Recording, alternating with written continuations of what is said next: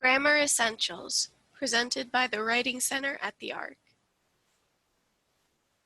There are 8 parts of speech. The first of these is nouns. They're persons, places, and things. Specific persons, places, and things are proper nouns. Example, would Catherine like to go with us to the game? Both Catherine and game are nouns. The second part of speech is pronouns, words that replace or stand in for nouns, like he, she, you, and they. For example, I've heard that she is a big fan of the teams playing. She is a stand-in for the noun Catherine, therefore this is a pronoun. The third part of speech are verbs, words that express actions, like perform, jumping, spoke, or a state of being, like is, are, am, was, and were. For example, I am also excited for the game.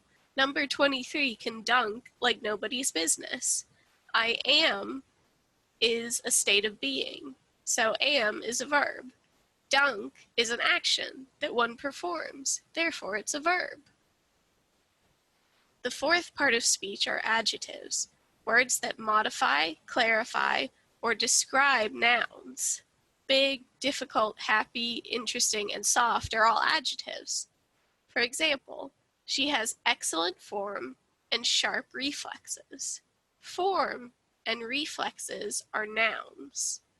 And so excellent, which describes her form, and sharp, which describes her reflexes, are both adjectives.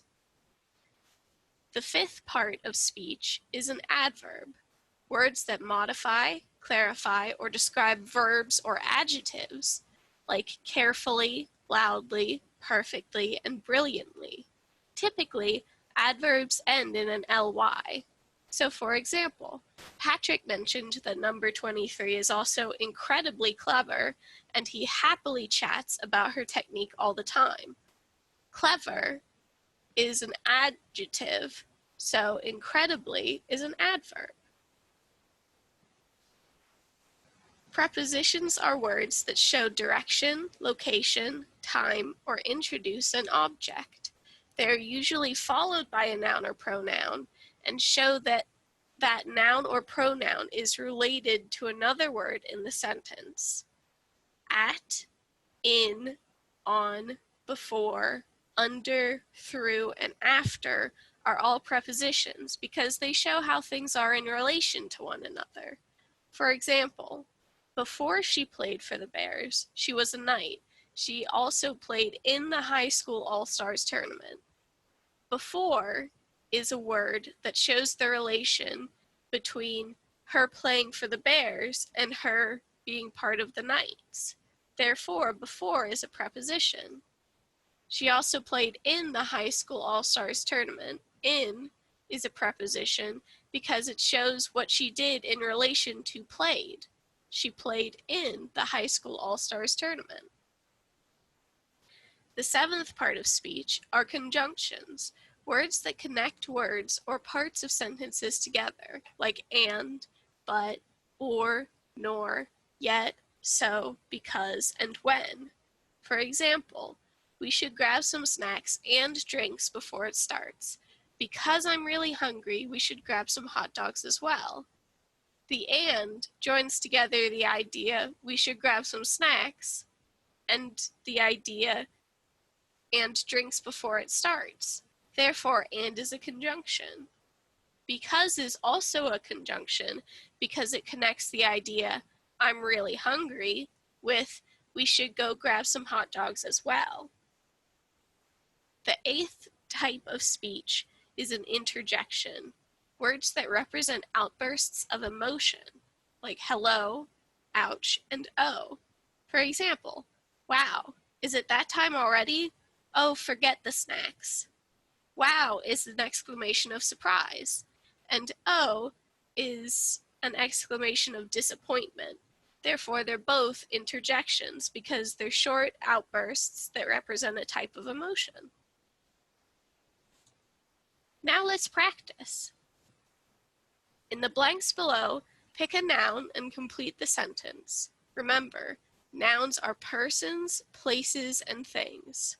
Pause the video until you're ready to move on.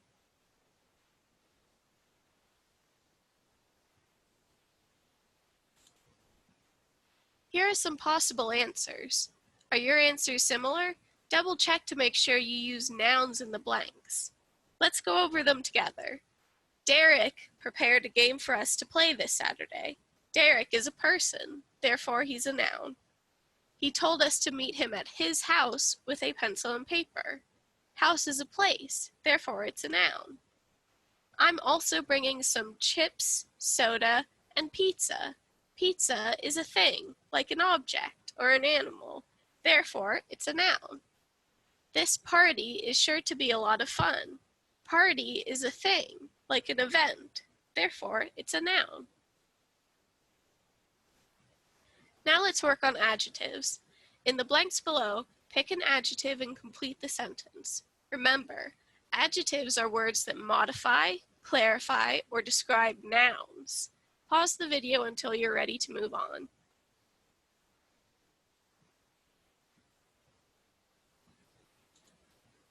Here are some possible answers.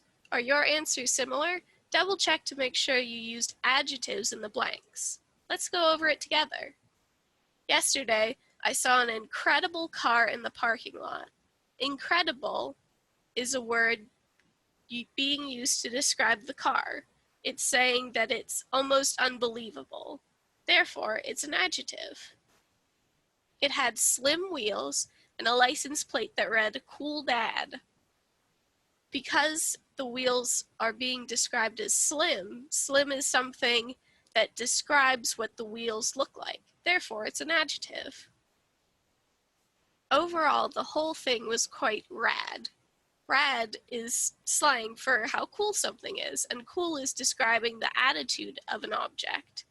The whole thing being the noun. So the thing was rad, and rad is an adjective.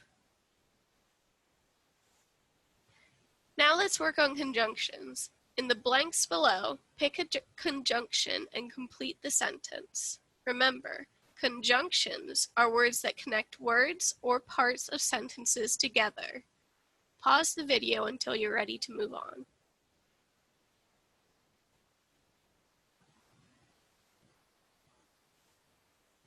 Here are some possible answers. Are your answers similar? Double check to make sure you used conjunctions in the blanks. Let's go over them together. I'll drink anything but lemon lime soda. But connects I'll drink anything and lemon lime soda. Therefore, it's a conjunction. It's saying that anything except lemon lime soda is acceptable to drink. It gives me a stomachache, headache, and cramps. It combines the ideas stomachache, headache, and cramps into a list. Therefore, it's a conjunction. Because it makes me feel so bad, I haven't had it in years. Because merges the idea of it makes me feel so bad and I haven't had it in years together. Therefore, it's a conjunction. Neither my doctor nor I know why this happens. It's merging together the idea that the doctor and myself don't know what's happening. Alternatively, you could say either or if you're comparing things, but where you use neither, you must use nor, and where you use either, you must use or. Now let's touch briefly on verb tense. Verb tense simply tells us whether or not it happened in the past, the present, or the future. Past tense describes acts that have already happened. For example, I did my homework this morning. Present tense describe acts that are happening now. For example, I am doing my homework now. Future tense describes acts that will happen in the future. For example, I will do my homework this afternoon. Now let's practice. Read over the following paragraph and choose the correct tense of the verb from the options presented. Think about the context of the rest of the sentence. Is this something that already happened, is happening, or will happen?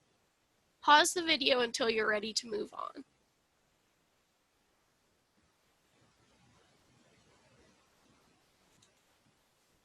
Here are the correct answers. Was there anywhere you mixed up the tense? Read those sections aloud first with your answer, then with the correct answer. Do you hear a difference? Let's go over this together. As a kid, I was always interested in mythology. As a kid happened in the past, therefore this has to be was. My favorite story still is the story of Psyche and Eros. My favorite story still implies that this is something that's going on currently, which means is must be present tense. In the story, Psyche married Eros without seeing him because he was the kindest person she had ever known. This is an event that happened in the past, therefore it must be past tense, married. I always say that is the most romantic way to fall in love. I always say implies that this is something that's continuing on in the present, therefore it must be is. If I fall in love, I hope it will be with someone I love as much as that. If is a dependent on the future, meaning it may or may not happen, but if it does, it will in future. Therefore, this must be will be, future tense. Though they later faced some very difficult times, Psyche and Eros are the first ones I think of when someone talks about romance. This one is a little more complicated because, as you can see, we have two different tenses in the same sentence. Although they later faced some very difficult times. This is happening in the story, therefore it happened in the past, so it has to be faced. However, Psyche and Eros are the first ones I think of when someone talks about romance. This implies that it's going on in the present. When someone talks about romance today, I think of Psyche and Eros. Therefore, it must be present tense. Let's briefly talk about phrases. A phrase is a group of related words that form a unit in a clause. We'll explain what clauses are a little later on, but right now, let's look at what a phrase is. A noun phrase is a noun and the words that describe it. It is also called a subject. For example, the pretty girl seemed lost in thought. Girl is the noun of the sentence, and pretty describes girl. Therefore, the pretty girl is a noun phrase and also the subject of the sentence. A verb phrase is a verb and an elaboration on that action. It's also called a predicate. For example, he was waiting for the train. Was waiting is a past tense verb of the action he was doing. And for the train is describing to us how he was waiting or what he was waiting for. Therefore, this is a verb phrase or a predicate. A prepositional phrase is a preposition and something that you're relating to another part of the sentence. If you'll remember, prepositions describe things as they are in relation to one another. So for example, the dog was sitting under the table. The dog was sitting is an idea in and of itself. Under the table describes how the dog was sitting. Under being the relationary prepositional word that marks this as a prepositional phrase. Now let's talk about clauses. Clauses are part of a sentence that contains both a subject and a predicate. Remember, a subject is the noun the sentence is about, and a predicate is the verb that that noun is doing. So, an independent clause expresses a complete thought. For example, the tiny dog barked.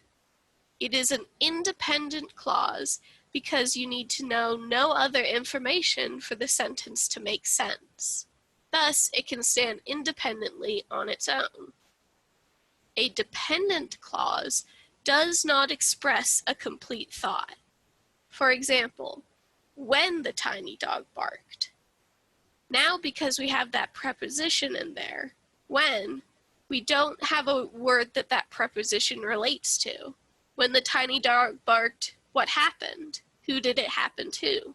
We're missing part of this information, and therefore this clause is a dependent clause. It relies on an independent clause for it to make sense.